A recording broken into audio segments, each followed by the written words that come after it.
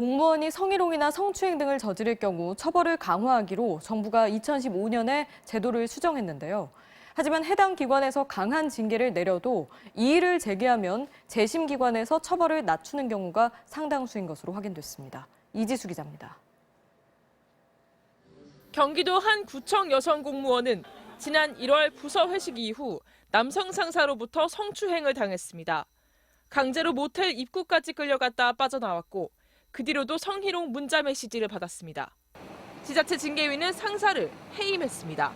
그런데 가해자가 이의를 제기하자 경기도 소청심사위원회가 직급 강등으로 처벌을 낮췄습니다. 잘못을 반성하고 배우자 투병 등 가정 형편을 고려했다는 이유였습니다. 그러면 나랑 같이 일을 하란 소리인 거고 소수 진영이다 보니까 어쩔 수 없이 마주치게 되고. 이처럼 지난 5년간 성폭력, 성매매 등으로 징계를 받은 지방 공무원 중 재심 단계인 각 시도소청심사위원회가 처벌 수위를 낮춘 경우가 전체의 35%나 됐습니다. 그런데 사유는 석연치 않은 경우가 많았습니다. 같은 부서 여직원을 여러 차례 성추행한 서울의 한 공무원. 해임에서 직급 강등으로 감경됐는데 사유는 피해자와 친한 사이였다. 가해자가 장관급 표창장을 2번 받았다였습니다.